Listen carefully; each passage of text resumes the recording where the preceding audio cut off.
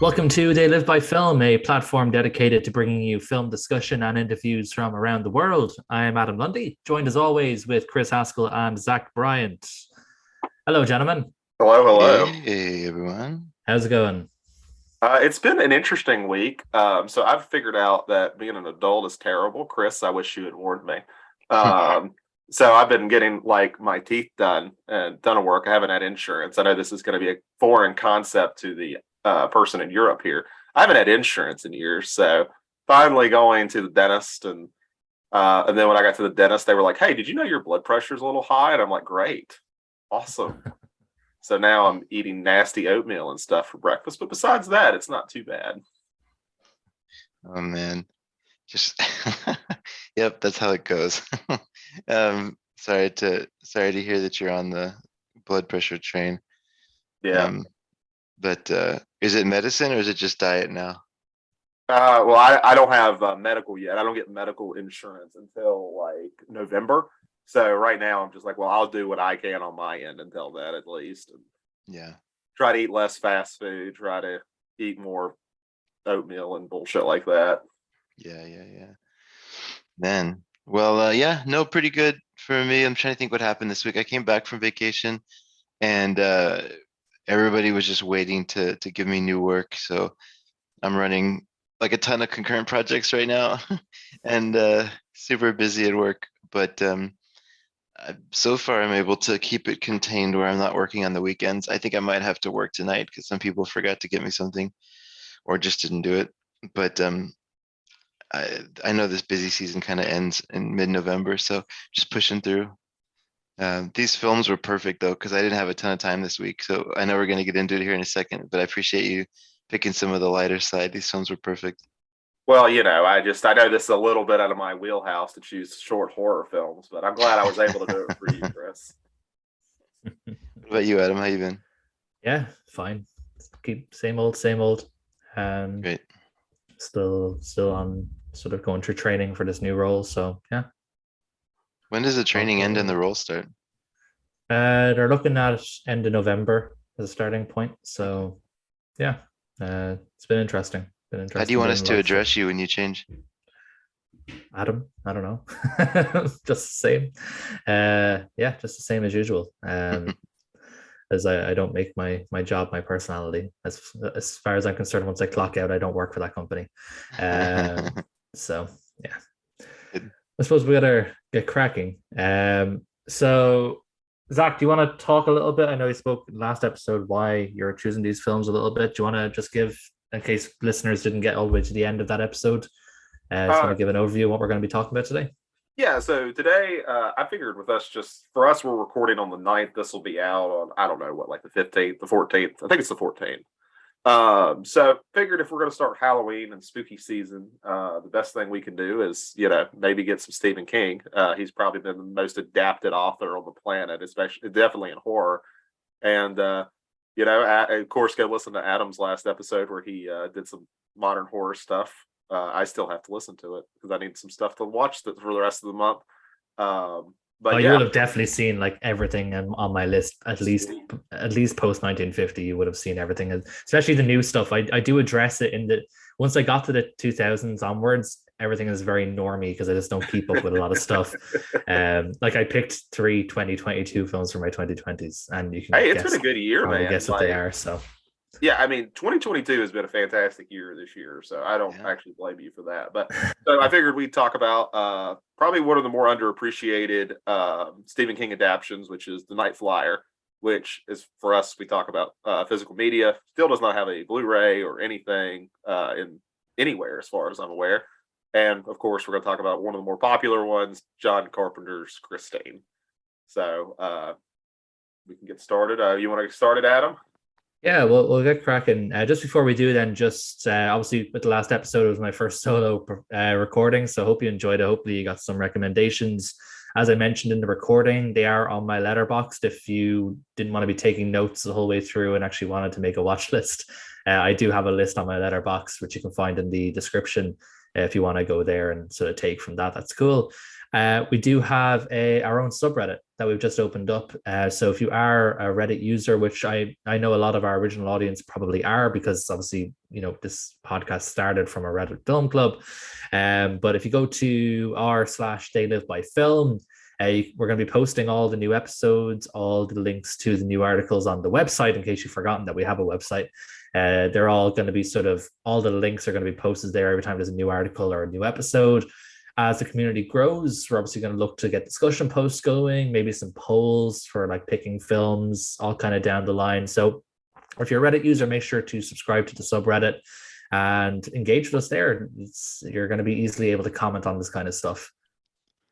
Just for 1 second too, I want to say thank you. We just hit total over 10,000 listens total since we started, which is just so awesome to read that. Thank y'all. Yeah, thanks everyone for listening, sticking with us as formats have changed and things have evolved. We really appreciate you. We do have some other cool news for how we're expanding, but it's a bit too early to talk about that just yet. So maybe expect an announcement on that over the next few episodes about another way that we're going to be expanding. So let's crack in. Where do we want to start with? Do you want to start with Christine or the Night Flyer? I'm easy. I mean, I guess if we want to do like A and B, like B film and A film tradition, we probably should start with Christine first. It's definitely the more well known and probably the better of the two. But okay, yeah, cool. Yeah, we'll start with Christine. So for those who aren't aware, Christine, 1983, John Carpenter, as Zach said. The basic plot outline: a nerdish boy buys a strange car with an evil mind of its own, and his nature starts to change to reflect it. Very well known film. This is my first time watching it, despite it being very well known. Obviously, I'm aware of the film and everything like that, but this is my first time actually sitting down watching it. I convinced Neve to sit down and watch it with me. And when I first told her like we were going to watch like a Stephen King film, I didn't tell her what it was about at first. And she was like, "Oh no, it'll be scary." And I was like, "No, it's about a car that kills people. It's not really going to be scary." So we started watching it, and then a few minutes in, she was like, "This dude's not gonna like fuck the car, is he?" I was like, "I don't think you will. I don't think they'll be that explicit about it anyway." But so it was an interesting watch to get her point of view of the film as we were watching it along with my own. Chris, do you want to give us the facts and data behind this film, where it stands on certain? Yeah, definitely. So just a really quick Stephen King story for y'all. So my wife is I'd say like relatively scared, kind of doesn't really like to watch a lot of horror movies. There's some of them are okay. But when we were on our honeymoon, we were in Greece, which was a different story, really fun. This was now 15 years ago.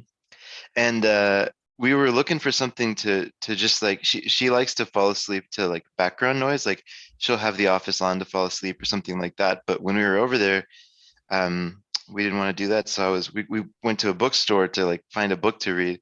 And the only things that were in English were Stephen King books.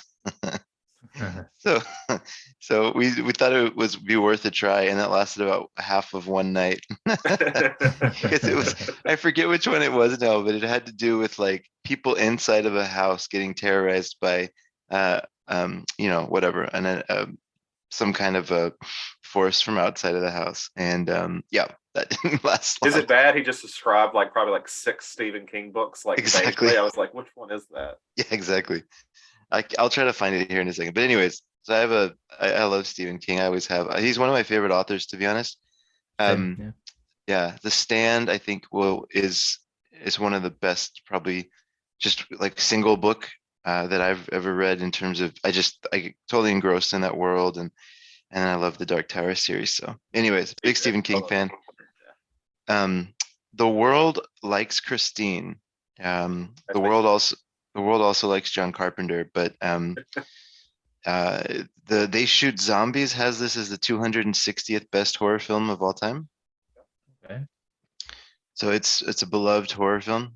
And They Shoot Pictures is slightly less kind. It's 9,222. But for a film like this, I think the people that matter are rating it high, and I totally get it. It's funny. I was going through this and just idiot. My first time through it, I was like, this really feels like this is a well-made movie. And then I was like, oh, John Carpenter, yeah, of course. So I do want to give a little bit of a history for those who don't know about how he got Christine. So it's pretty short, but essentially he had gotten, I think it was a 6-picture deal through Universal, and he had done well. All the movies like Assault from Precinct 13, Halloween, The Fog, Escape from New York had all made good money. So they decided to kind of write him a blank check to do The Thing, which I think was around $10 million or something, which was a higher budget than every film he had done combined at that point. And as beloved as The Thing is now, most people know the story. That film was hated both critically, and it bombed in the box office at release. So from there, Universal actually canceled his contract, and so he was scheduled to do Firestarter the following year, which ended up being done by Mark Lester, who actually did another John Carpenter project in the '90s, but I won't go into that. So when he was just kind of looking for work, they had offered him Christine because that book had not came out yet. So he actually was making the movie before the release of the book, and it's actually very different, which I think is fascinating. I don't know if I'm guessing neither one of you have read Christine. It's No. it's of course a little bit more convoluted. John Carpenter really like streamlines the whole thing, makes it much simpler. If I know Stephen King, he probably goes and tells like the different background stories of other people who've experienced the car. That, and the car is controlled by the previous owner. The brother they mention in the movie technically controls the car. Okay, right. He like rides passenger seat with Archie Cunningham. I see. They didn't. John Carpenter didn't think that was as scary, so he just said the car was doing it instead of it was being controlled. Like it's always been evil. That's why you have that whole scene at the beginning where it's going through the assembly line and it kills someone. Bad to the bone. Interesting. So when did you first see this, Zach? I was like a kid when I watched this, probably like 10 or 11 years old at the most. This was something my mom had on VHS, so I'd seen it quite a few times. It was before I really knew who John Carpenter really was. Like I knew when I got older, I realized, I like a lot of his movies. Like I had seen Escape from New York, I'd seen Halloween, The Thing, Christine. So I was pretty familiar with him even before I realized who he was. I'm trying to think, was it scary or cool as a 10-year-old? Everything's kind of cool when you're a 10-year-old. Yeah. Yeah. I mean, I didn't really find it scary. I've never found this movie particularly scary. I think actually every time I'm going to mention something I really like about this film, like it was just really cool. Yeah. So definitely cool. So I guess we should start with general feelings. Adam, you want to get started? It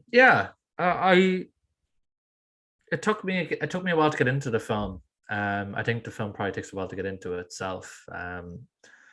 Once the car mishaps really kick in, then I was pretty into it. I don't think it has the best pacing in the world, but it's certainly entertaining. I'll probably mention it a little bit later rather than right now, but there's like one particular sequence that I loved. I thought was amazing. I bet I know which one it is. Yeah, you probably do. I think probably everybody can agree it's probably the best part of the film, or at least the best sort of well shot part of the film. But yeah, it took me a while to get into it. I'm not gonna lie. It took me a little while to get into it. I never really expected to be that entertained by a movie about like a killer car. It's one of the kind of sillier concepts, and I know Stephen King kind of has that kind of running joke where he'll find like anything possible can be turned into like a killing machine. Family Guy have a whole skit about it, how he's going to write a story about a lamp that murders people. So yeah, I thought overall by the time the film ended, I was happy with it. I said, okay, yeah, that was a pretty effective film. It was entertaining. But for the first 30 odd minutes, I was it was losing me a little bit until the car started going ham. One thing I will say though, I was very impressed by the effects. The way the car fixes itself, I was very, very impressed by that. I'm not too sure how they did it. I'm sure you might know the backstory and can maybe enlighten us on how they did it. But I was very impressed by that. But overall, I like the film, but it did take a little bit of time to really grasp me.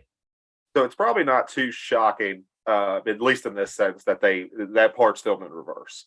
But how they Okay. actually went through and actually did that part was they took hydraulics to basically crush the car in on itself, and That's then what they I would was just run the wondering. film backwards, and then it would look like it's fixing Yeah, itself. I Because they assumed had it was backwards, but I couldn't figure out how they got it to crush, itself, from the almost from the inside or something. I couldn't figure out how they sort of crushed it without showing anything actually crushing it, if that makes sense.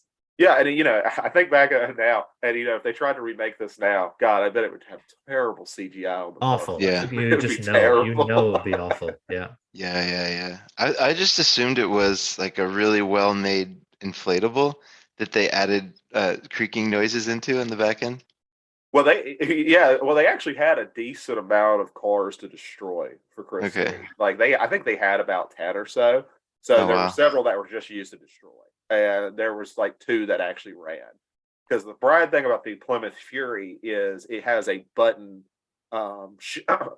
transmission, so it's not like you shift into the transmission. There's buttons you have to press, and those notoriously stick. So that's why there's not many running ones even today. That was just a bad concept by Plymouth, but yeah, they had issues even with the running ones, but there's still one left. The guy who owns it had said he was going to part the car when Universal was trying to get rid of it. He's like, yeah, I'll just get rid of it for parts, and he ended up restoring it, and he takes it on shows now, so it's worth a ton of money at this point. But it's like it's the only living Christine left. So, what about you, Chris? What did you think of Christine?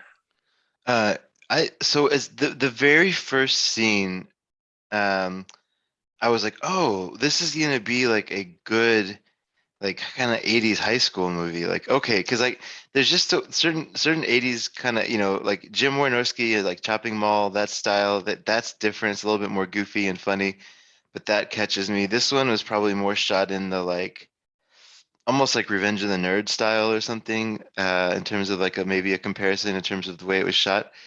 Um, but yeah, I was kind of drawn in just by the characters. I was curious where they were going to go with this. I thought it was good. The only thing I have to say though, as somebody who wears glasses, I mean contacts now, I have to give this movie a fail on the explanation for how he loses his glasses and gets his sight back.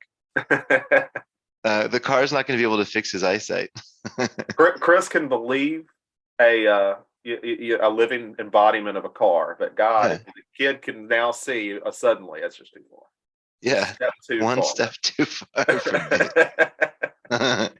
Well, they didn't even try to explain it. It was just like, oh, your eyeglasses are off. And he was like, yeah. And it's like, it's Christine. But that doesn't make any sense. I'll give a bullshit explanation that I'm just thinking up on the fly. So, like, the whole thing with like the longer he's with Christine, the more Christine fixes herself. Like, yeah, Mhm. he's putting work into it, but at the end of the day, she's doing the work. Mhm. Maybe in the same way, he's feeding off her, and like his imperfections are starting to get like fixed. So his eyesight is suddenly fixing itself through Christine's, I don't know, magical powers. There's a bullshit thing. Bridge too far for me. No, but I did really like the folklore around it. Do you think that John Carpenter, or well, I guess Stephen King, just had like a toxic relationship that he was writing about? Like, is this movie about toxic relationships? It'd be interesting. I gotta see. It wasn't toxic. They stayed friends. I'm trying to remember when him and Andrea Babineau would have broken up. It may have Okay. actually been around this time. So I mean that could definitely be part of it, but I don't know right offhand. But Stephen King, I mean, I don't know. His wife's put up with him for like 50 years, so I think they're okay. But definitely, I see where Chris is coming from, though. Like, it does seem to have a theme, like, the way like your friend starts going out with this girl and suddenly he changes his whole personality, that kind of way. Yeah. I think we've all experienced that in some degree. And this definitely has the same kind of vibe, obviously, except this time it's a car. It's changed the personality. I did like Keith Gordon in this film. I went like looking him up to see like if he did much afterwards. And I saw that he's like a really accomplished TV director and writer. He's like directed like those episodes of like think like Better Call Saul and Breaking Bad, like some like very high sort of quality TV shows. He doesn't really do much acting anymore. He's more of a TV director. But I liked him. I thought he was good. In sort of both roles, he kind of plays first initially as a sort of very meek nerd, and then the kind of, I don't know if we can't really call him strong, but like, the kind of more edgier guy. 50s greaser dude, yeah. Yeah, that he becomes later on. Yeah. I like John Stockwell. I thought he was good as well. His character is like the nicest dude ever. It's like everyone would like want to be this guy's friend. Totally. I liked the bully, the bully who like picks on him, and he looks like if Jim Morrison was in Metallica. He also looks 40. Yeah, no, that's just high school movies in the 80s. It's always going to be the way.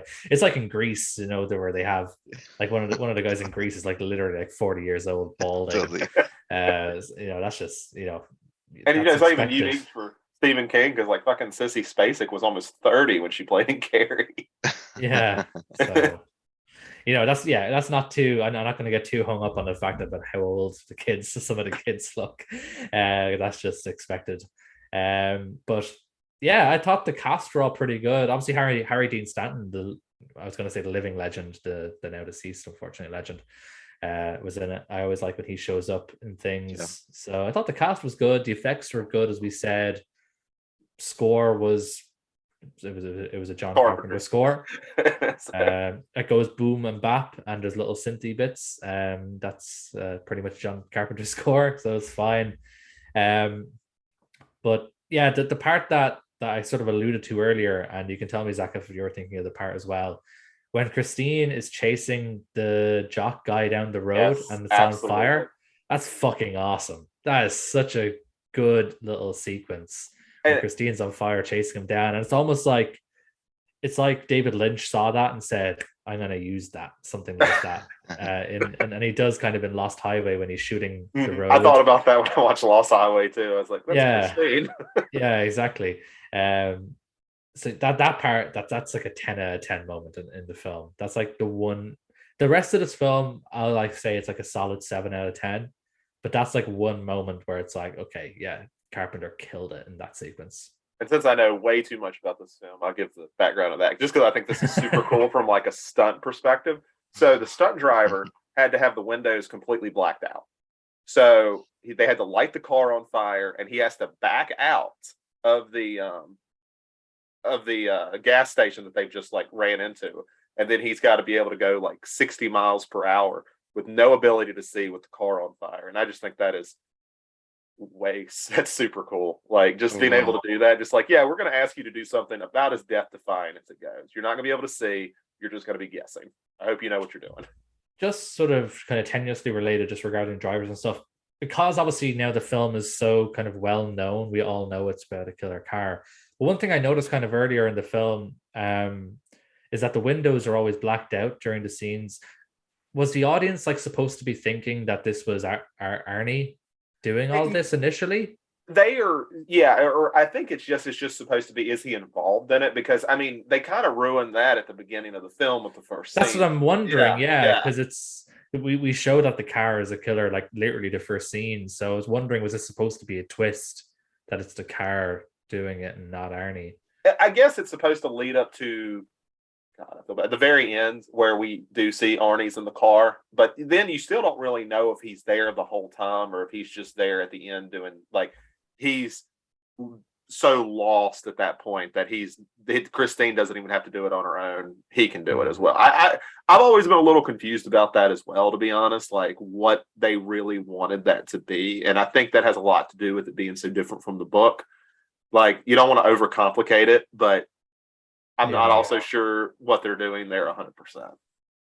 Yeah, like I think it's probably maybe a case where they're like, okay, this first scene is going to give it away, but it's also really cool. So we got to decide what we prefer. Do we want to have a cool cold open, or do we want to, not give away the twist? And they kind of just decided to stick with the cool cold open. And it goes back to a lot with like, Carpenter's whole thing where, evil is just sort of born. Like, he's about as anti Rob Zombie Halloween as you can get. I mean, he has Michael Myers be just born evil, and the car is just born evil. That's just how it is. Evil just exists. Nothing you can do about it, but it's here, sort of thing. And I think that's why he likes that better than like it's a ghost controlling the car, and the car is getting revenge. Well, the person's getting revenge through the car, sort of idea. Like, I don't think he necessarily finds that interesting. That's another thing I was kind of wondering about, because we didn't really get much of a maybe an explanation as to like, maybe like, I don't know, like it's a demon controlling the car, or someone put a curse over the car or something. But yeah, it just shows up in the assembly line with a mind of its own and a bloodlust, but we don't really know why. We've talked about this before on here, but have y'all, and I'm sorry if I forget, have y'all seen The Last Matinee, that Argentinian film? No, it's on my list, but I haven't seen it yet. I know it's got a lot of eye stuff. That's the only thing I've heard about it.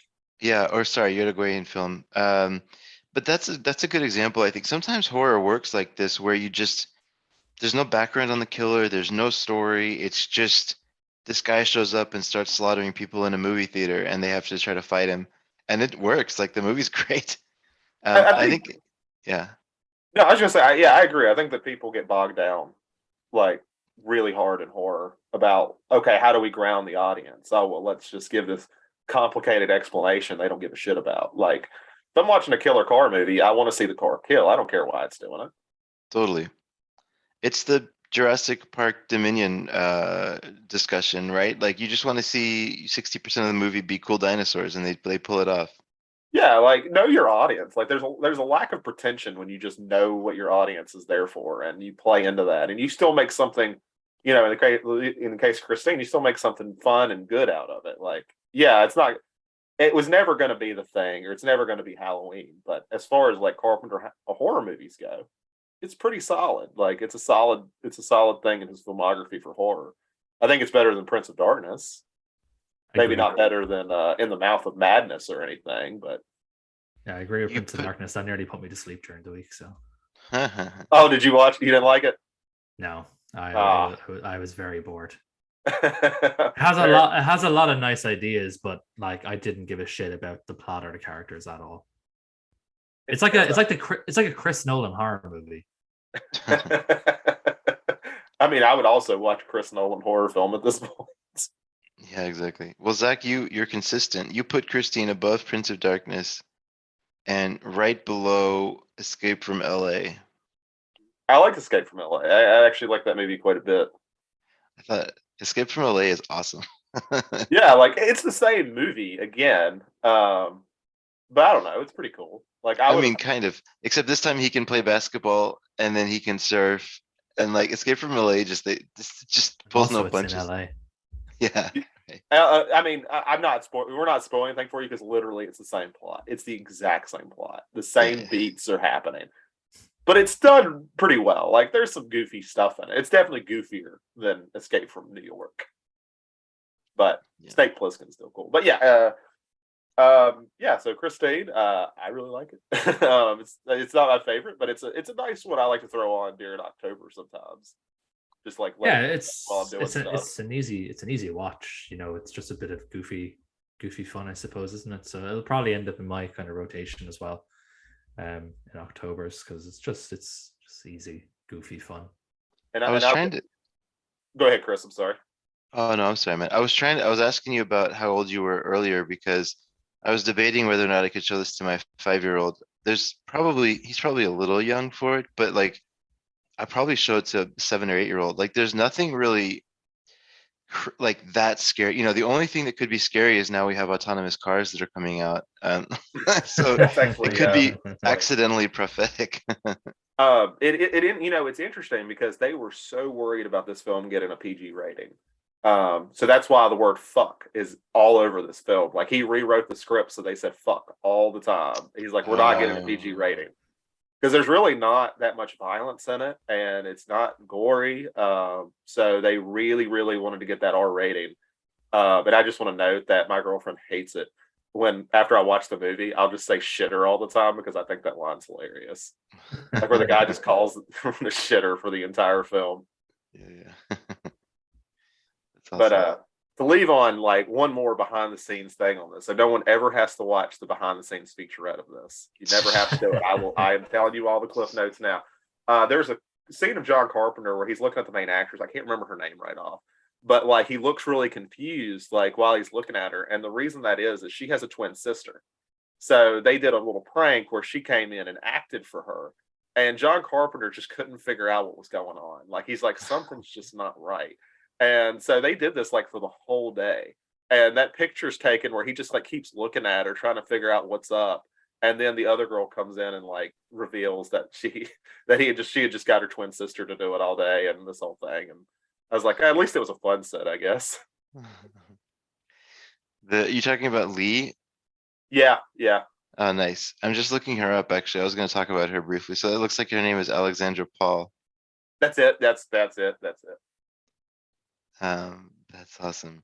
She had an interesting career. She's been working ever since this. Like she was in Dragnet. I didn't actually. I've never looked her up, I don't think. Yeah, she was in Dragnet. She's been in a bunch of movies, like almost every year. She's been in one or two movies. She was in Piranha, the TV remake of Piranha. She was in Spy Hard, that's a comedy I grew up with. She was in Baywatch, which makes sense. Oh, okay. Oh, yeah, she was in Baywatch. Okay. Melrose Place, so she's kind of gone that way, but I mean, makes sense. Yeah, I mean, hey, I mean, it seems like they've all had pretty decently successful careers. I mean, Adam mentioned that I think Gordon is working at TV now and doing like good TV shows. So good for them, really. I mean, because this was a pretty small production, and Yeah, like some of the TV shows he's worked on. He worked on House, The Killing, Dexter, Masters of Sex, The Leftovers, Better Call Saul, Fargo, Homeland. These are like top cinematic top rated stuff. shows. Yeah, these are top rated TV shows. So he's working on. It's not like he's doing soap operas. He's working on like sort of top tier television. So yeah, you heard it here first. Adam doesn't think soap operas are top tier television. What a hot take. Sorry, fans of whatever. I don't know what soap operas you have. I don't think there's only like 4 on now. Like I don't even know if All My Children's on actually. Maybe Days of Our Lives. I don't know. There's not many left. Wait, so I thought that was from Friends. Is that so? That's actually real. That's a real show. Yeah. The ironic thing with Friends is Days of Our Lives is filmed in LA, and somehow Joey plays on it while he's in New York. That's kind of the joke. All right. Okay. Yeah, that makes sense. Yeah. Never thought of that. So yeah, I don't know what else to say about this. I thought the movie was fun. The way it went, the way that it kind of started to play out was entertaining. I love the way they use music in the film. It was perfect. Because I was kind of curious how they were going to do like a possessed car. And I think doing it through music was perfect. Yeah, she gives her mood through that. Yeah, that's a good point. Yeah. Yeah, it's a nice way of not having to use horrible effects. Like I just saw Anaconda 3 and they went the other route and decided to, on a low budget, they decided to use bad special effects. And it just hurts the movie. Like, use practical effects when you can. I know that's a lesson that's already been learned by like a lot of good, horror fans, but like, I thought this was great the way they did that. And yeah, I don't know. It's a fun. I'll be looking forward to when I can show this to Owen. I forgot that all the language in it. So maybe when he's a little bit older, I'll wait till he already knows the words. He's in a public school now, so it won't be long. And I mean, never ask me if it's appropriate for your kids. Like my mom showed me like horror films when I was like 3 years old, which just warped everything in my life. So I am probably the worst person to say. You'd be like, when did they watch Martyrs? I don't know, like 6. That's a good age. Martyrs 6 years old. I think they can handle it then. I mean, when I worked at Blockbuster, there was a couple of families that would come in and the kid would pick out, the next Freddy movie or the next Halloween movie or whatever. And the mom was like, I don't know, he just loves it. So, I mean, there's some kids that really take to it too. Yeah, like I like my dad showed me The Evil Dead when I was like 4 or 5. This is when it was banned in Ireland. He had The Evil Dead was actually banned in Ireland at one point, the original. He was banned in Ireland, and he had like a bootleg VHS. I saw The Exorcist at a similar age. And then I was talking about this in our Discord a little while ago, because Shudder have a 100 scariest moments thing going on at the moment. But like there was a one done like the early 2000s for, I think, Channel 4 in the UK, with Jimmy Carr as the host of it, where he'd go through the 100 scariest moments. And like I watched that like nearly every Halloween from like the age 7 onwards when it originally aired. It spoiled every single major horror movie for me. So it was always the fucking end. Even Don't Look Now got spoiled on me. So it spoiled every ending, but like, yeah, I was exposed to it as well from like super young. I can't wait till this podcast is used as evidence from like the federal Ireland FBI or something to say video nasties. Here they are. This is just screwed over my dad. He's gonna go to jail for owning bootleg VHSs. And speaking of being possessed by a spirit outside of ourselves, let's talk about Collection Corner and the things that we buy from the labels we love. This is my favorite week. Last week, I guess, because it's when the Vinegar Syndrome package comes in. So as a subscriber, I always look forward to this week. Speaking of horror, they put out Amityville Horror. So Vinegar Syndrome now has Amityville Horror as part of their portfolio. So that was pretty cool. They also put out Buried Alive, which is a really fun one. And then, Adam, I know you said no more Hong Kong movies for a while, but if you ever get a chance to see The Iceman Cometh, that's a really fun movie. Then the partner labels, probably the biggest release was Married to the Mob. Fun City put out Married to the Mob. So they're getting higher and higher up in the food chain as far as, box office goes on initial release. That was a pretty popular movie when it came out. So good on them for being able to license that and put it out. And then Agfa put out a movie called Fuck the Devil and Fuck the Devil 2 Return of the Fucker, which feels appropriate for Halloween season. But anyways, good month for the subscriber and the partner releases. I'm super stoked. I got from Terracotta distribution. He specializes, or they specialize in kind of like Asian cinema. So they put out movies from every company, Eureka, 88 Films, all those folks. But they ship it across the world, so they get around like the region stuff that way by shipping through Terracotta. And I got Half a Loaf of Kung Fu, which is a Jackie Chan movie, Black Cat, and then the Tiger Cage trilogy. So I'm excited about that. Last thing I'll say, just real quick, because Severin released this book. I don't know if y'all have heard of this. It's called House of Psychotic Women, and it's from Kier-La Janisse. Have y'all heard anything about this? I've seen the box set. I've been curious about it. Yeah. So the box set is from the book, but the book that she put out, it's incredible work. So basically, Kier-La Janisse is this. She's in Canada, and she found something called like the Miskatonic Society of Horror or something, but she's really big into horror. And she's a researcher and a professor. She actually holds this is like a real university that holds classes and stuff. But the book, what she did was she looked at the way that women were portrayed as psychotic, quote unquote psychotic. So she looked at movies like Possession, or she looked at movies like whatever, like throughout the ages, Carrie, anything where women are portrayed as really crazy. And she put it in the context of her own life. So she tells personal stories and moments where she's felt crazy, and just tries to make a human sort of put a humanity onto these women in these movies of it sucks, the stuff that they were going through can really make you feel crazy. So she gets really raw and open from her own personal stories, and also ties it in really well into film history. So it's a cool piece of work, and each movie that she talks about is a short blurb, so it's very digestible. And yeah, I think it's one of the better film books I've ever read. And I'm only just getting kind of started with it, but it's great. And they also released a box set as part of that. And then they released The Changeling. So there's some big movies coming out now through these boutiques, which is kind of cool. And I did want to note that I secured my copy for Texas Chainsaw Massacre 2 for Vinegar Syndrome. So I'm super There you stoked for that. Yeah. It's the last thing I'm buying for a while. So excited. We'll see how long that lasts.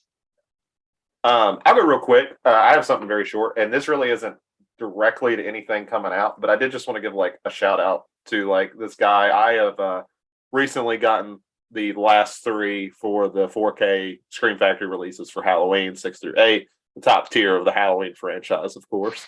But the thing that was kind of interesting with them is they had to sell that as a box set because it was the only way they were going to be legally allowed to sell it. Is they all had to come together, but they still came in like the slip boxes and everything. And so I thought it'd be cool. There was a guy on Etsy who, let me make sure I get his name right because I thought he did pretty well, called Blockbuster Box Sets, who makes these custom box sets for different things like that. So he made one for Halloween, and I had actually ordered this box set a while ago, and they were prepped to hold all 8 of the ones that came out, especially since it doesn't look like the Rob Zombie ones will be coming out through Scream Factory, at least not right now, with the rights issues there. And so I got it, and I was excited to put them in. And because Halloween 6 has 4 discs and it's a bigger slip box, it didn't fit in there. So even before well, and the cool thing was that I give him a ton of credit. Before I even saw it, I noticed he sent me a message. He said, "Hey, it's not going to fit. I'm fixing another one right now. As soon as I get mine in, and I'll send yours out for free." And he's doing that for like everyone's stuff. So just it's kind of a niche part for the custom part of physical media, but I thought that was super cool. I think that's really nice when they do that. I'm sure this guy's going to be out of like a ton of money to remake every box that he's already sold and send them out, but still really cool stuff. So nothing else, shout out to that guy if you're looking for like custom boxes for Marvel or Texas Chainsaw Massacre or Halloween or anything, he does them. So Do you have it handy to show? Is it? I don't have it. Give me like 1 second, Adam, if you want to get started, and I'll show you what the old one looks like. He hasn't sent me the new one yet. Yeah. Cool. So I'll just give a quick shout out to our friends over at Eureka. They have just announced the 4K Ultra HD release of the Cabinet of Dr. Caligari. I have already put it on pre-order because how could I not? I didn't want to miss out on the amazing packaging and booklet that they put together. It looks like a really good release. This is the best way I can describe a film collector. I've just pre-ordered this 4K. I don't have a 4K player. I wanted it because it looks nice, and I will anticipate. I'm future-proofing myself as I tried to get Neve to talk me out of buying it, and she was like, "Well, you're gonna have a 4K player eventually. You're gonna get a new Xbox or something, and it has 4K player on it. So future-proof yourself," is what she told me. So I was like, "Okay, you don't tell me twice." So I pre-ordered that. Really looking forward to it. It's a really good film. I've been meaning to revisit it. And I didn't actually buy the Blu-ray when I was going to buy it recently, and I didn't. So now I'm glad, because it looks like a really, really great release from Eureka, who, just to give them a shout out as always, they do have free worldwide shipping. So there's really no reason to not buy from them. It might take a little bit of time getting to you, but because it's not traceable, it's not trackable or anything like that, which can be a little bit annoying, but I've never had one arrive like super late, especially my pre-orders. They always arrive within a week of it coming out. Sometimes I've even had them arrive a few days before the release date. So they're fairly reliable on that front. The only thing, I'll just give another quick shout out to our friends at Indicator, are having a sale at the moment. By the time this episode comes out, there will only be 2 days left of the sale. So if you want to get on that, it ends on the 16th. And yeah, we've had Eureka on the podcast before. We're all big fans of their work. So if you've ever considered, buying stuff from them, their sales on now, they have some really great deals, especially their box sets are always really good value. Oh yeah. And here is this one. This is the box set as it's the one that's not fixed, but really high in the artwork stuff. And I mean, this fits 7 of them out of 8. I don't not gonna fit the 8. Yeah, that makes sense. Yeah. The dimensions weren't done. Because Halloween 6 is ridiculously huge because it's got 2 versions of the movie in it. But yeah, okay. So cool guy. Just both of them suck. Yeah. But at the end of the day, it's it's cool that he's gonna send me a fixed one. So should have that hopefully this week. He's already shipped it. But yeah, it's cool stuff. Really high end artwork. I don't think you really collect the Marvels. I know you like Marvel, Adam. I don't know if you collect it, but he has boxes Not made. So physical if you want to stuff, no. put But all the stuff yeah, in there and stuff, it's pretty cool. that is Well, cool. That is cool. speaking of Halloween 6 and movies that suck, let's talk vampires. Let's do it. Let's talk about Mark Pavia's The Night Flyer. Heck yeah, baby. Oh, I guess I should read what it's about. So essentially, Yeah. I don't even have to get it up because I already know what it's about. Miguel Ferreira is a shitty fucking tabloid writer. He likes that this guy is killing a bunch of people and it's a vampire. There, I gave you the synopsis. Is there any available facts and data about this film, Chris? Does it crack the top 10,000 of they shoot pictures? Not 10,000. It's horror fans like it. It's in the top 1,000. It's Oh, hell 628. yeah. I'll take it. Yeah. Okay. And They Shoot Pictures has it at 12,809. Okay. Hell yeah. You know what? Those are better numbers than I thought. I will take it. It's right ahead of April Fool's Day, which is the horror comedy from the 80s. Mhm.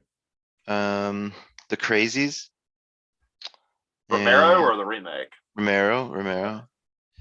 Yeah, nothing else that I think is probably immediately knowable. It's right ahead of Jay and Silent Bob Strike Back. Okay, sure. But yeah, it gets a little bit of love on here. So this has always been for me like one of my favorite Stephen King adaptations. It may seem inexplicable. I think it's just really cool design because, like, of course, when you think of Stephen King, you're thinking of like vampires. You think of Salem's Lot, which the whole point of that one was the idea of like what would happen. Salem's Lot was such a big deal because most vampire stories were period pieces, and Salem's Lot is very present day. That is a huge piece of that, and it really changed a lot. I don't think we realize now, but that all came from what if Dracula was in New York City and his wife said he'd probably be hit by a taxi. And it kind of got him interested in writing Salem's Lot. And then this came out in a short story collection, I think in the 80s. I can't tell you which short story collection anymore. But it's kind of using more of a Nosferatu. Like, I think he really likes the Nosferatu style vampires, though this one's kind of a little bit more extreme in that sense, like the single tooth and everything else. But still an interesting idea to have, like, in a world of, it's going to sound dark, and when you have, like, you see all these, like, mass murder things, it's kind of an interesting story more now than I think it may have been when it came out. Somebody going from town to town and through the night sky and stuff like that. So I've always found it a neat movie, and especially, like, of course, the big thing, it's not deep at all. It's this criticism towards media.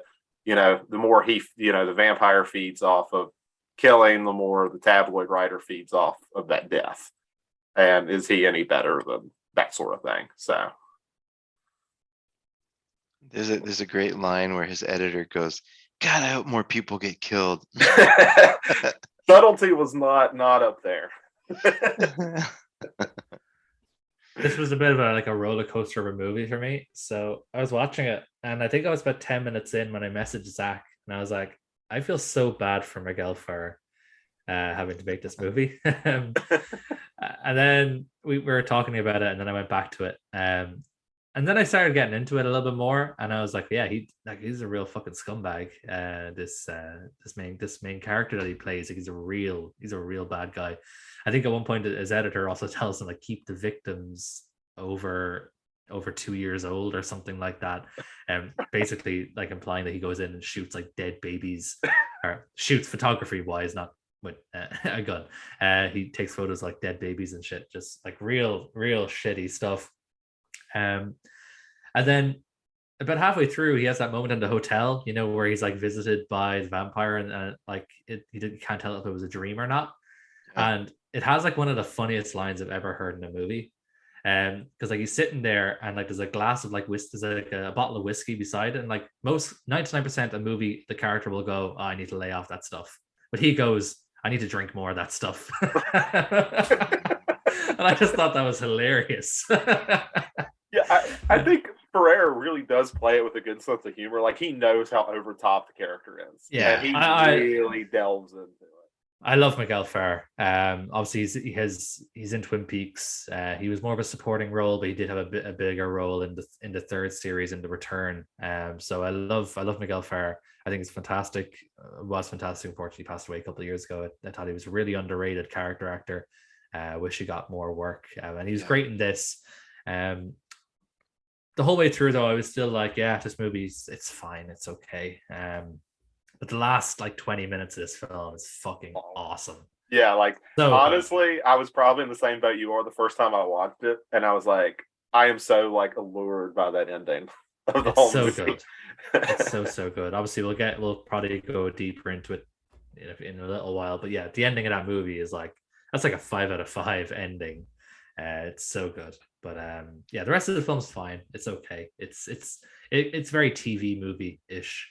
Yeah, it's funny because because Miguel Ferrer Yeah. he elevates it. I think a lesser actor, it's not as good. I agree, and it's weird because this movie was supposed to go to theaters, and then HBO released it like months ahead of time before it went to theaters. So then it ended up bombing in the box office because everyone saw it on HBO already, and it has a TV movie look. It has a very Stephen King TV movie look. And Mark Pavia, interesting enough, has really only made, as far as I'm aware, one other film, and it came out in 2015, a slasher movie called Fender Bender, which I own that one actually. But yeah, he hasn't had like a big career, and I don't know if it had to do with like the failure of this movie or what it was exactly, but I don't know. It's got more of a cult fan base now than it did when it released, for sure. It is kind of surprising that this isn't on Blu-ray yet. Like, Yeah, it feels like the kind of like there's a lot worse movies that already have releases. It's not like this is a bad movie that you need to like. I mean, it's well made, like it's a good kind of gritty detective story with a or not detective, but like gritty journalism story, I guess, with the horror element in it. I don't know. Yeah. I don't know if it's a rights thing. Like I said, I guess Warner Brothers owns it because it went on HBO. I'm not sure if that's actually true. I'm just kind of spitballing, who maybe owns the rights here, or it's just stuck in that type of hell where nobody knows who owns it, so nobody can do anything until they figure that out of who's supposed to get paid for this movie. I think that's why it's on YouTube and it's never been taken down. Like I think that link has been there for years, and wow. and I don't think anybody can claim it because they don't know who owns it. So that would be my speculation, at least. Because it's kind of like Storm of the Century. Storm of the Century is another one that hasn't gotten a Blu-ray release yet. And Kino put out a DVD of that very recently, actually. Another DVD, but they didn't put it out on Blu-ray. So can we talk about, I mean, we don't have to get to the spoilers yet, but eventually we're going to have to talk spoilers in this movie, right? We have to get to the ending, right? Yes, yeah, I think you do. I think it's the best part to talk about. Okay, yeah. So before we get there, then, so basically, you see this guy who works for like a tabloid, right? Go chase like this great story he says this is going to put me on the front page or whatever. Like he wants to sell a lot of copies. And so he starts initially says no, but then he sees that this is a real story, so he starts chasing this story. And there's a little bit of business with the junior reporter who's following him around and trying to get the story for herself. I honestly I didn't really register when he found the title The Night Flyer because one of the townsmen had said it, and it kind of like dawned on him. It didn't, like, the way that the movie ended, it didn't register to me. It did catch me by surprise. Like, it didn't register to me that they were going to take that approach with the story. So I thought they handled that really well. Like, I think it was set up perfectly for the movie, for the ending to be effective. Yeah, and I can't, like I said, I need to look up when this movie was done because there's a lot of cynicism, of course, with the journalistic aspect and stuff. And talking about Christine, you think about Christine, how do you say her last name? Chubbuck, the one who ended up killing herself on air because she was like so disgusted by like how news stations were like, obviously there was a lot more deeper mental health issues going on, but she did not like that they just like blood and guts through. That's what people paid for. That's what people wanted to see. And there's a huge amount of cynicism around journalism to that degree. And I think, that's what Miguel Ferrer is kind of representing as the worst of it. Like, it almost reminds you of like Lou Bloom from Nightcrawler. If y'all have seen that. I haven't seen it, but I know what it's about, and that's exactly what I was thinking of as well. Especially that scene when Miguel Ferrer shows up at the car crash, Mm-hmm. and he's there just like straight up just taking pictures, like just moving the body to try and get like a good look of taking pictures and stuff. Even though I haven't seen the film Nightcrawler, I know what it's about, and I was definitely thinking about that as well. And I guess it's kind of interesting. I actually didn't rewatch this. I meant to, but I didn't get around to rewatching it. They reveal pretty early it's pretty much a vampire, right? Like, that's not a huge mystery. No, it's not a big deal. That's another one. Kind of like Christine. I'm like, is this supposed to be a twist that it really was a vampire? Kind of, I suppose. Because I suppose they tread the line where, okay, this dude's flying an airplane. Maybe he's not really a vampire, but it seemed kind of obvious that he was at the same time. I don't think anybody sat there and went, whoa, shit, vampires are real. That amazing moment when he's looking in the mirror in the bathroom and he starts seeing the invisible piss, which is another amazing moment, by the way. I thought that was hilarious as well. I don't think anyone sat there watching this film going, oh shit, he's invisible. He really is a vampire. Like, it's just kind of obvious. It almost looks like they're literally taking the piss there. Like, that's a twist. Ayo. The cover shows the face of a vampire, so like the poster had a vampire, so I don't think they were trying to hide that. Yeah, it's not like another 90s. God, I can't even say it because I'd hate to be the one who ruins that. It's like another 90s Robert Rodriguez movie that came out that where that's a surprise. Yeah. Yeah, that annoyed me. The fact that it had the not that it had like I'm looking at the poster now and it has like the vampire bat as the shadow of the plane, but the fact that it has the face on the poster is that's a good reveal, but you wouldn't expect him to look like that. Like, when you think vampire, you're just going to think like either like a Dracula or even at the worst case scenario a Nosferatu. But as you said earlier, Zach, they kind of really go heavy with like how it looks like a sort of human bat. So like, I think even though it's not a twist, it's a vampire, showing the look and keeping that under wraps, I think would have been very effective. Yeah, because that's in the last 20 minutes, right? Like, until you actually see him face to face. Exactly. Yeah, we never see his face. We see the outline with like the big Dracula sort of cloak. We see that, but we never see his face until that last moment when he sort of reveals it to Miguel Ferrer's character. So I think it's really good practical effects too, with the tooth coming down out of the mouth and going back in. It is. That looks good. But like my favorite part. Sorry, Chris. Go ahead. No. Just before we move on from the poster, because there's not that much else to talk about. I do like the fact that it says "Evil has a flight plan." I love it. Like, you always see taglines. You're like, man, that's a really clever tagline. And then you'll see shit like that, and you're like, they got an intern to make that up. Yeah, exactly. Sorry, Adam, go ahead. What were you saying? That was probably more interesting.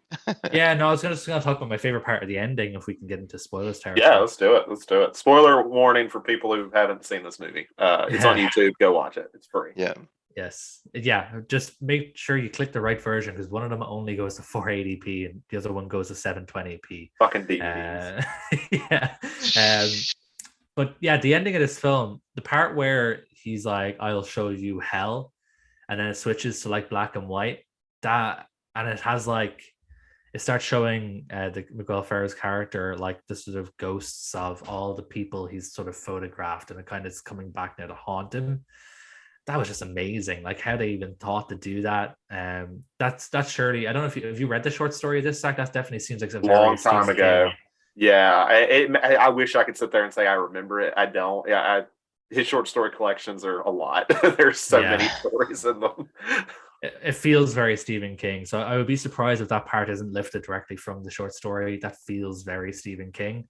The way they did that, the way they shot it was amazing. In the black and white, but all the fog, and yeah, that's what really, really kind of turned me around on this film a little bit, because up until then, like I said, it took me a while to get into it, but then I thought, yeah, this is fine. This has the odd funny moment. Miguel Ferrer is good. It's like we said, like we've been talking about, it's a sort of good sort of look at how dirty the tabloid industry is and all that kind of stuff. But during that sort of 5-minute sequence where he's basically being chased down by the ghosts of all the people he's fucked over by photographing, taking pictures of their dead bodies and stuff and profiting off it. It's just really amazing sequence, and it really made me sort of sit there and go, that was awesome. That was really well done. It was well put together, and it really ties the film together really well. Because it's kind of easy to kind of end this kind of film with him just killing him or something like that, but to make him kind of go through that and basically make him go fucking insane. I thought that was a really interesting direction to go, and I'm with you. It was kind of really pulled it off. Yeah, and I'm with you. I think it's kind of feels like it's gotta be the Stephen King ending, just because, like, as criticized as King is about his endings, usually he doesn't take some easy way out, like even if it's ill-advised, and he should. So yeah, something like, oh, he just kills him at the end because Ferrera kind of deserves that in this film. Just doesn't feel like Stephen King. Wait, sorry, is Stephen King criticized for his endings? Oh, absolutely, yeah. He makes a joke about it in it. Like his cameo in It Chapter 2 is pretty much him making fun of the fact he's criticized for his endings. Yeah, he is. Like, the man can't end a story to save his life. I thought the ending to The Shining was awesome. Are you talking about the book? The book, yeah. Yeah, I mean, that's why I tell people to watch Doctor Sleep. If you love the ending of the Shining book, please go watch Doctor Sleep. Like, he changes basically the ending of Doctor Sleep to do that, and it's really cool. So interesting. I'll have to go back and maybe read more of his stuff. I didn't know, because like the ending to The Stand was great. The ending to The Dark Tower was like appropriate. I felt like. That's one that went back. I like the ending to The Dark Tower too, but it's definitely controversial. It's people have really went back and forth with whether that's going to. I think it's his best ending that he's done, but it's not a satisfying ending. And I think that's a King and a generalist. He's not satisfying. Are you saying it's like? Are you talking about like the ending or the epilogue where he goes and says, "Don't read this unless you have to have an ending"? Don't read it section is the part people don't like. Yeah, I don't like that either. But I like his original. I like his original ending. And there's always and it depends on the era for King too. Like, I think he's actually struggling more with endings now, and I think going back to a lot of his endings, you say, okay, like you get where he's going from. Like it is, I know that's your favorite book, right, Adam, if I remember correctly. And the ending of that has always got criticism because it turns into a glow spider, and people think that's kind of weird. And it's a strange book. Like it is. I think the problem a lot of people have with it is they think of it as like a supernatural killer clown movie, which it is, but it's also very cosmic. Oh yeah, for sure. Like Pennywise is just one of the forms he takes. Like in the book, he takes so many other forms other than Pennywise. Well, I say he, this this creature, takes so many different forms. Pennywise is just kind of the most iconic one because of the TV movie, where they really sort of they really doubled down on it. So the book will show you a lot of different ways of looking at it, but the ending isn't great. It's obviously there's that really fucked up part with as they're after they've defeated it.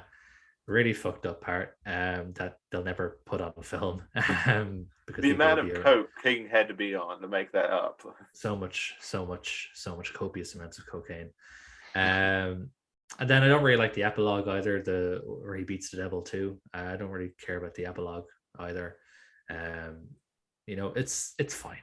The end did very because of like the worlds he creates and the atmosphere he creates and the ideas he has, but he's always been criticized for endings. But at the end of the day, I'd never say he takes an easy way out on an ending, which I can at least appreciate. Like, I don't except maybe with the Dark Tower.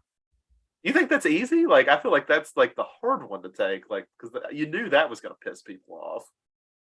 Well, I suppose, yeah, easy from a writing point of view. Maybe not an easy Oh yeah, to I mean take knowing. you're just taking the first lines of the first book and putting it at the end. I mean, Yeah. physically that's easy to do. Yeah. I wanted to ask you about something real quick because I mean, we're essentially done with the Night Flight, right? Good, easy flick to watch, really cool ending.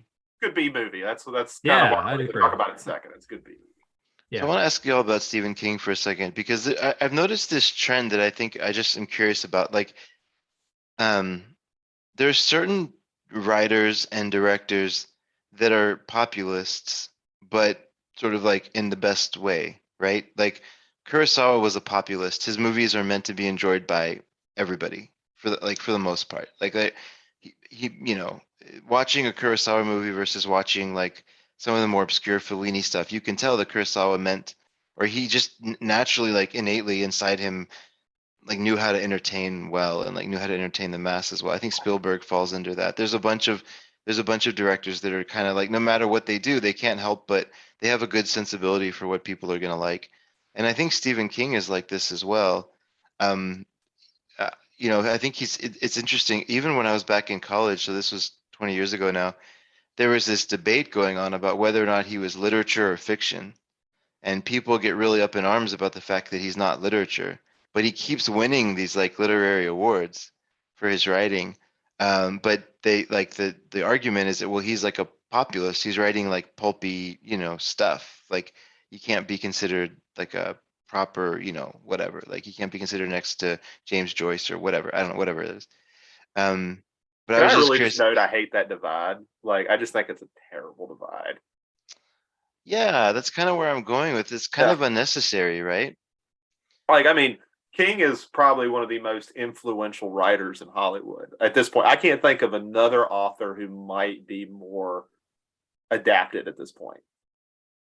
Like I'm trying to think of maybe someone else who had more of their work adapted. You'd have to go back to like Edgar Allan Poe or something. And I mean, how often do you see a Poe story anymore? Every year we're going to get a Stephen King something. We got one just on Netflix like 3 days ago. Yeah. I mean, that's backing up the argument that he's like a populist writer, I guess, Yeah. right? Because Hollywood and those two things go so hand in hand. And But I I think just he tells simple, like his storytelling is just kind of simple. Like it's almost like being around a campfire. Like that's the way he tells stories. yeah. Like he's not here. Like I think he's got a good prose. A lot of people don't like his prose. It's not Cormac McCarthy. Like I'm going to make this as difficult as fuck to read, but it's artistic. Because I don't think he wants that. I think he wants people to read his shit and enjoy it. At Yeah, the end like I of the think day. if we're gonna compare them, I'd say maybe compare them to Tolkien, where again their prose isn't like going to be taught in literature classes anywhere, but their world building is amazing. Like that's what I Yeah. love about Stephen. I love when I read a Stephen King book and suddenly he's taking us back to the 1940s to show us the backstory of one minor character. He loves creating worlds and sort of giving as much backstory, and he creates really interesting backstories for his characters. That's my favorite part of it. Throughout the book, there's snapshots of Derry throughout the history of like when Pennywise or whatever, the demon who masquerades as Pennywise has attacked people throughout the history of Derry. And that's honestly my favorite part of it, when he jumps between history and shows all those bits and pieces. He does it in The Shining, showing throughout, the history of the Overlook Hotel. Yeah. He does it in nearly all of his sort of major books. He jumps between characters a lot in The Stand, of course, as well. So I think he's very, very good at creating worlds. I'm not like, when I say his prose is simple, but I find it engaging. I like the way he writes. When I sit down and watch read a Stephen King book, it takes a lot for me to stop. He's a real page turner. Yeah, and I think people criticize like, oh yeah, I started reading it when I was 13, like that's a bad thing. But I was like, I think he likes that. I mean, he's such a great introduction to horror, and you can enjoy him at any age or however much you're into horror, you can enjoy him. I think that's what's kept him so popular. Like his prose isn't James Joyce, but he doesn't have to be. He doesn't want to be. I don't think he wants to be. No, he's really good at what he does. He's great at telling stories at the end of the day. You can be a great writer and a great storyteller. Some people are both. But then like there's authors that people enjoy who I think enjoy writing difficult prose just for the sake of being difficult. Mm-hmm. especially like Cormac McCarthy. I always talk about with him how fucking hard his shit can be. I'm not going to use quotation marks. Well, it's not. It's that shit of not using quotation marks. Like it's like, it's worthless. I'm like, it's not worthless until I don't know if you're telling me something or a character is saying. Well, he got that from Joyce. That's something. That's Joyce. That's a Joyce thing. A lot of writers do that because of Joyce. That's how he does. He does the little what you call it, the little dash, and then sort of starts his dialogue that way. That's a Joyce thing. But Stephen King is a great storyteller. Again, his prose, like how he constructs a sentence, his syntax is not going to be studied in English literature classes. But if you're looking to actually tell a great story, then that should be like that could be taught in class, because he's a great storyteller. And I think what also makes King so appealing is kind of his personality. Like, he's not like 100% out all the time, but every interview you watch with him, he just seems like a really down-to-earth guy, and I think that attracts people to him. Like, you listen to him tell stories of his personal life. It's like he just seems kind of like a nice dude who just likes to, whose only passion in life is he likes to write, and will do it and pretty much until he's dead in the ground. When I was in college, I totally agree with that, by the way. When I was in college, I took a deep dive into like intellectualism. I don't know. Like, I was like reading books about being an intellectual, and like I really like kind of douchey, but like I just like, for whatever reason, it like is interesting to me. And then I saw Sullivan's Travels, and there's this really cool. It's about a guy who basically has like a very tiny crew that goes and is like making a movie about being poor in the US in the 40s, or maybe in the Great Depression. And one of the things he finds on his journey, there's a moment in that movie. I don't think this is a spoiler. It's not really like a spoiler type movie, but there's this moment where he gets his identity card lost and he ends up in prison, and he's sitting there and these prisoners are watching cartoons. I forget if it's a Mickey Mouse cartoon or whatever, but they're just watching cartoons, and they're like dying laughing. And he has this realization that he's approaching it from the wrong way. Like people in America don't want to see a movie about poverty. They want to be lifted out of the poverty for a moment and like have this escape.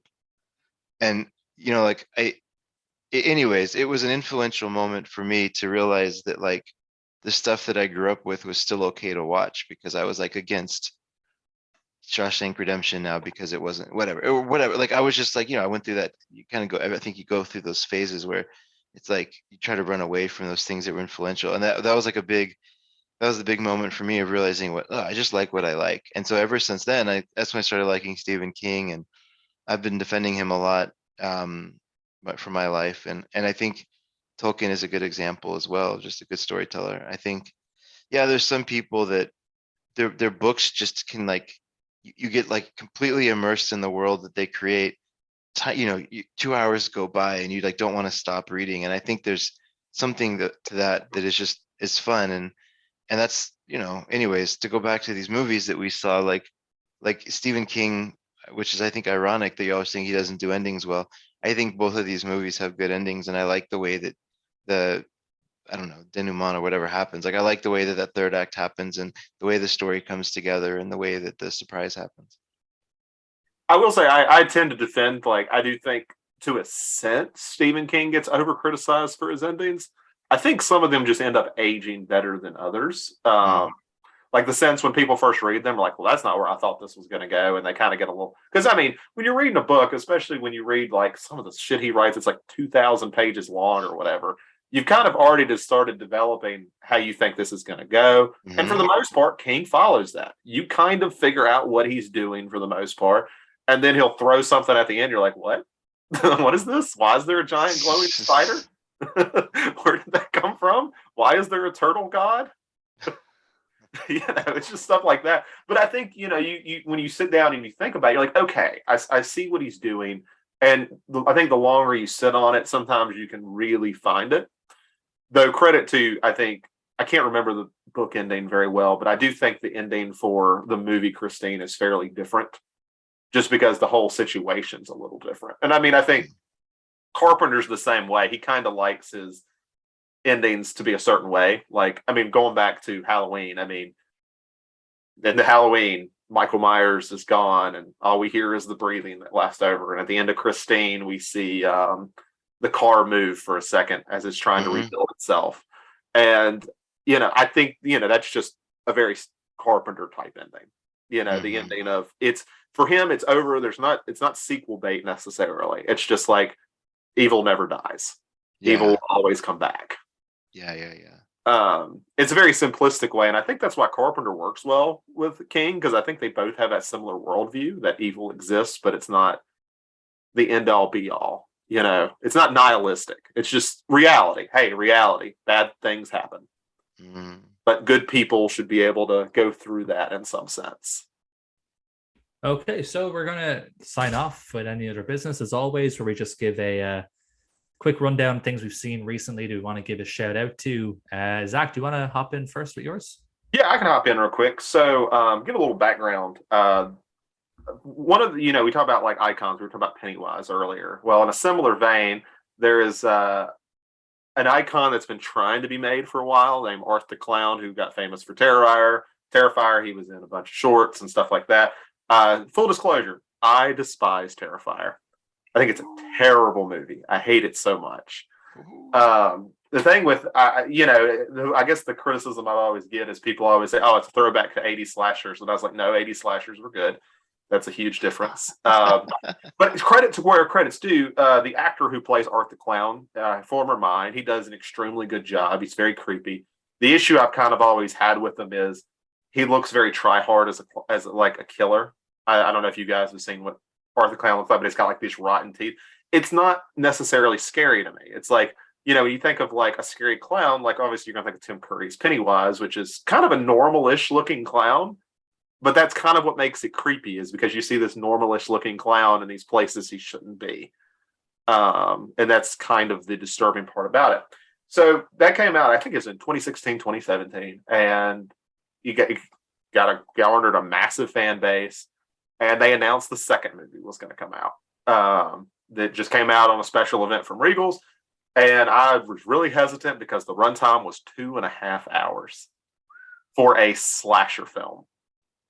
In what world would that work? So I was very hesitant. I went the other night to go see it. I actually got to go see Halloween, the original, on the big screen. And I was like, fuck it. I'm here. I might as well go see Terrifier 2 and just be up till 2 a.m. So I go in and I try to go with an open mind. I was pleasantly surprised. I'm not going to put it like a lot of people put it, how it's best movie, but one of the best horror films of the year. It's not that thing, but I do want to talk about how kind of interesting the film is and how it almost justifies its incredibly long runtime. In one sense of what they're doing is, so kind of the plot of the film is there's this girl, and she is, building this Halloween costume that makes her look like this, almost like this warrior princess that her dad had drawn before he had passed away. And Art the Clown's come back to cause all this havoc in this town or whatever. And she's got like this special sword. Her father was obviously like this, almost like this oracle type character. It's a fantasy film that has like a slasher villain in it. Like almost like Art the Clown is supposed to almost be like this notorious dragon that needs to be slain to save the town sort of idea, but put in a little bit more, slightly more grounded way, because it's in just like a small town America type thing, but it's using all of that. It gets very fantasy. And really, sadly, my biggest criticism is Art the Clown doesn't fit in this kind of cool, like slasher fantasy movie. It just like the actor does fantastic. He does a really great job. All credit to him for what he's able to do. It's just the character itself doesn't necessarily fit. But I mean, I have to give a lot of credit to how different it is. The only thing I can kind of come up that's similar is maybe Nightbreed, where you have like Cronenberg's slasher character in this like fantasy world almost. But I think it's actually maybe done a little bit better. But yeah, really interesting movie. House 2. Did you ever see House 2? Oh, it's been a long time. I don't even remember it. They get into like stop motion and time travel and dinosaurs, and like it becomes this like fantasy kind of movie set in a haunted house. I might have to rewatch it because I was kind of like, I'm gonna say instead of blown away, I was pleasantly surprised. I was like, okay, we're going kind of in an interesting territory here where like I thought we were just going to get another cheap, super gory slasher movie with paper thin characters and nothing interesting to hold on to. And I was like, you know what? There's a lot of heart and attempt put in here to do something new. That's And cool. all credit to that. Like, I just think that's neat. Wholesome Art the Clown. Yeah, I'll go next. So I have seen, let's see, what do I want to call out? So Anacondas 3 and 4 are bad. I'll just leave it at that. No need to see 3 and 4. Is 3 the one something about an orchid? That's 2. It's 2. So Okay, three, I haven't seen three, any of it. I haven't 3 or 4 then. so 3 and 4 kind of basically were made at the same time. They pulled like a Lord of the Rings. Um, uh, on a $10,000 budget. They use the worst CGI I've seen maybe ever in a movie. Like whenever the snake comes out, you're like, oh, dude, come on. It's like, do you remember those old, like when 3D modeling was first a thing and they kind of showed like what 3D modeling could do? And it was just like super cheesy and like it was meant for like almost like a classroom. It was like almost that bad. The third one they snuck in somehow and got David Hasselhoff, so he got to at least choose scenery for a while, which was fun. And then 4 is just kind of rough. But probably the thing that's more interesting to talk about would be I saw Risky Business maybe for the first time. I couldn't remember, but have you seen that? I've No. never seen Risky Business, funnily enough. It's a little bit darker than I thought. Like I just in my head it was this really light, like almost like John Hughes type of film. That's what I would have thought. Yeah. Yeah, I'm not gonna say it's like depressing or like super dark or anything, but like it's more, well, maybe dark is not the right word. It's a little bit more serious than I thought. And then in the second half it opens up, and do you know the basic premise where he becomes like No. he becomes an accidental gigolo? Oh, okay. No, I have no idea what it's about. I know that little sequence where he's like dancing in his living room, and that's it. Yeah, That's all I yeah. know of Risky Business. He's like this innocent kid that befriends a sex worker, and through a series of events, she ends up using his house while his parents are out of town, and he becomes a gigolo.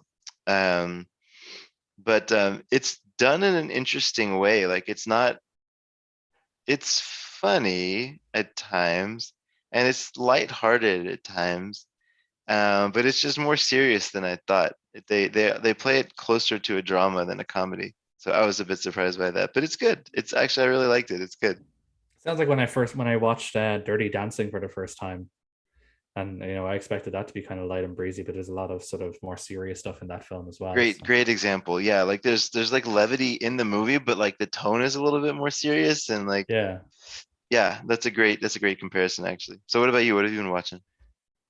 I've been watching horror movies straight. The only non-horror movie I've watched this month so far is Beau Travail for the film club. So when you're listening to this, the discussion for Beau Travail will be up. So if you've seen it, come talk to us on Criterion Conversation about Beau Travail. It's my second time watching it. Great movie. And I'm going to give a shout out to a couple of horror movies that I've watched. My month didn't start off amazing. I was like kind of going, fuck, what did I get myself into? Because I watched a few. There was a couple like older horror films that I didn't think held up very well. Prince of Darkness, which I already talked about earlier, which nearly put me to sleep. But luckily, the last few days have been a lot kinder to me. So there's 4 things I'm going to just really breeze through and just give a shout out to. So there's a film that came out last year called We're All Going to the World's Fair, which is really, really good. Very lo-fi, kind of half found footage, half not. It plays with a couple of different mediums. I found it really interesting because it plays with the idea of creepy pastas, online alternative reality experiences, that kind of thing, which I've been really interested in since I was a teenager. Something I used to watch. Like I used to watch a lot of like the old sort of Slender Man series that used to be on YouTube, like Marble Hornets and Tribe 12 and stuff like that. So I liked that. I thought that was cool. Really, really cool film. Then I watched a Mario Bava film, The Whip and the Body, with Christopher Lee, who for some absolutely bizarre reason is dubbed by an American. Very strange decision. But it's a really, really good film. Looks stunning, gorgeous, cinematography is amazing. It's kind of like has a Roger Corman, Edgar Allan Poe vibe in terms of how it was shot. Cool. So really, really cool film. And then we have the new Marvel special presentation, Werewolf by Night, which is just a one-off special. I think it's about 50 minutes long, 55 minutes long. And it's a homage to Universal horror movies. So it's shot in black and white. Even has like sort of artificial sort of crackling of film and cigarette burns appear in the corner and everything like that. So it really doubles down on the influence, and it's super gory and has like a decent amount of swearing in it. So like maybe like don't watch this with Owen, because like I was watching it in bed, and Neve was watching something herself on the iPad. I was watching on my laptop, my headphones in. And there's like this one part where like a sword like goes through someone's head and it's like sticking out of their head. And I turned it to Neve and she was like, "What are you watching?" I'm like, "This is Marvel." Okay. it's really gory, but it's in black and white, so they kind of get away with it. But yeah, it was better. Well, better maybe than I thought it would be. It was by the guy Michael Giacchino. Can't really pronounce his name. He's a composer and very, very sort of well-known film composer. It's probably one of the more famous ones. This is his directorial debut, and I thought it was really good. The last thing then I'll just give a shout out to was a film I watched yesterday from 2015 called Hell House LLC. Have you seen that one? No. It's probably like the best found footage film I've ever seen. Ooh, okay. Because the cast are all like really likable. They have good chemistry. Basically, it's about a documentary crew are making a documentary about this disaster that happened at a Halloween sort of spook house, you know, kind of those kind of, you know, houses get put up for Halloween, you know, and a bunch of people died and there was a kind of mystery about how they died. So this documentary crew are making a documentary about it, and they meet the sole survivor of the crew, and she gives them a bunch of videotapes. The crew were sort of making their own behind the scenes in the lead up to the opening night. And that kind of gives hints as to what's happening. And so it kind of jumps between the sort of present and the past. And It's really well done. It's really put together. It's genuinely scary. I do not get scared of horror movies, and I was genuinely freaked out by this film. It's really, really good. It's on Shudder here. I don't know where it's streaming in America. It might be on Shudder there as well. But I really recommend it. It's definitely like the best found footage film I've ever seen. It's really, really enjoyable. So those are some films I've been watching. I'll be going to be watching more horror films for the rest of the month. So next time we kind of reconvene, I'll tell you my highs and lows. Yeah. Again, speaking of that, are we going to be watching horror next time? We will. So we're going to be continuing the theme. We're going to be watching another couple of horror movies. This time we're going to be watching two kind of older horror movies. So one of them is from 1957, and that is the Jacques Tourneur film, The Night of the Demon, which stars Dana Andrews, funnily enough, from Double Indemnity fame. So that's that one. We're going to be watching that. And we're also going to be watching more sort of underrated one, because Night of the Demon's pretty well known. A lot of people know that movie. This one is one that I sort of stumbled across on Shudder. I watched it and I loved it, and I recommended it to Zach, and he watched it and loved it. So you're the only one who hasn't seen it. It's called The City of the Dead. It's from 1960 by this dude called John Moxey, who only made like 2 movies and then just switched to TV for the rest of his career, and did like episodes of like Magnum PI and stuff for like the rest of his career. But this film is awesome. I can't wait for you to see it. It looks gorgeous. It stars Christopher Lee as well. But another couple of horror movies. These ones are a bit more lean towards sort of folky, witchy end of horror. I won't give too much away about either film, but that's the kind of vibe we're going to be taking with those 2 films. So perfect. Looking forward to talking about them. They're both going to be rewatches for me, of course, as I've mentioned, but I'll be looking forward to rewatching both of them probably next week at some point. Okay, cool, man. Great. Well, thank you. What a good, easy episode. I like it. Yeah. So we'll close off there, guys. So again, thanks for listening. If you enjoyed my episode I did solo last week, come and comment on it on the Reddit. Come join the Reddit. Maybe give me some feedback from the first time recording on my own. So if there's any feedback to be given, I thrive off feedback and constructive criticism. So please come and comment, join the Reddit, comment, just engage with us. We'd love to hear from you guys to sort of see if there's anything you like or maybe don't like, and you want to give us some feedback on things you might want to see in the future.